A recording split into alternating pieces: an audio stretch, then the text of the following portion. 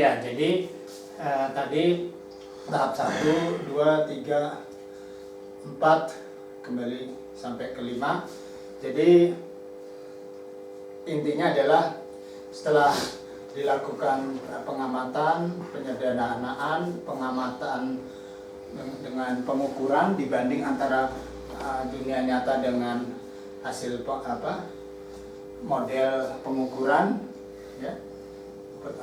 Lalu apakah data itu sudah dianggap cukup atau masih menghentikan penyempurnaan model karena tidak ekonomis lagi karena ketelitiannya sudah mencukupi, ya, atau mengulang kembali proses karena lebih ekonomis kalau masih bisa dapat diproses lebih teliti lagi. Nah, selanjutnya kita beralih kepada sistem.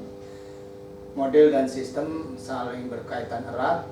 Apa yang dimaksud sistem adalah himpunan atau kombinasi bagian yang membentuk suatu kesatuan yang kompleks.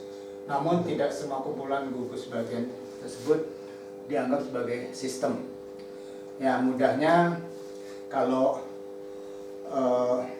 penggambaran dalam sistem biasanya ada blok diagram di mana sebelah kiri ada panah tanda masukan atau input, paling kanannya adalah tanda keluaran atau output, lalu di dalam bloknya itu adalah proses atau transformasi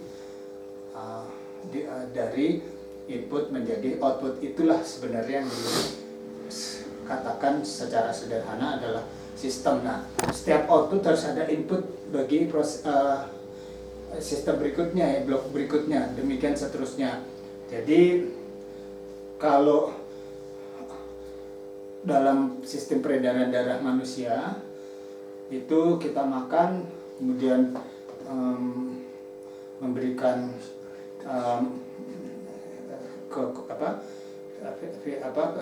zat-zat itu ke darah kita, mengalir, jadi kita sehat, ya.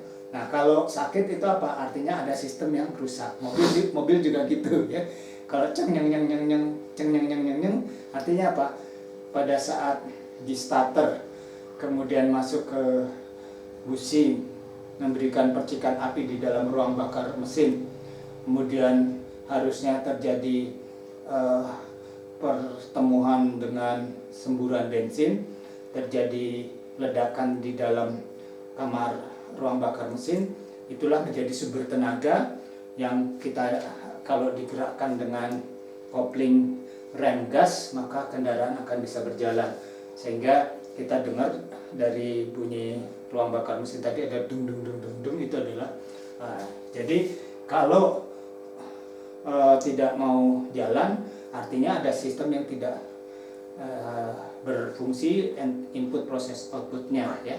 Nah, bisa terjadi cuma satu karena kehabisan bensin, ya, itu jadi mogok, ya. Nah, itu ilustrasi aja. Jadi sistem harus memenuhi persyaratan kesatuan atau unit hubungan fungsional atau tujuan yang berguna. Sistem memberi jalinan berbagai bagian yang berinteraksi. Beberapa sistem di masyarakat seperti transportasi, manufaktur, konstruksi, jaringan telekomunikasi, informasi, layanan kesehatan, pangan, bioteknologi, fasilitas properti, dan sebagainya. Sistem dapat dianalisis dari input dan output dengan menggunakan blok diagram seperti tadi yang saya sampaikan. Bagaimana hubungan antara masukan dan keluaran total, bagaimana hubungan antara masukan dan keluaran masing-masing subsistem, bagaimana keluaran subsistem menjadi masukan subsistem lainnya, mendapatkan gambar menyeluruh atau overview yang jelas, memperkirakan kemungkinan timbul masukan gangguan. Dengan pengetahuan terhadap sistem tersebut di atas dapat dilakukan perubahan untuk memperoleh keluaran total yang dikehendaki atau menyempurnakan performansi sistem, seperti untuk mempertinggi produksi ikan atau menghemat pemakaian bahan bakar mobil. Sistem perlu digambarkan dengan lengkap dan seksama, karena semakin lengkap dan teliti penggambarannya akan makin mudah usaha penyempurnaan performansinya. Adapun cara menggambar sistem secara lengkap dan seksama antara lain petunjuknya adalah sistem ini berfungsi untuk apa? Apa masukan dan keluaran yang penting? Bagaimana keluaran ditentukan oleh masukan?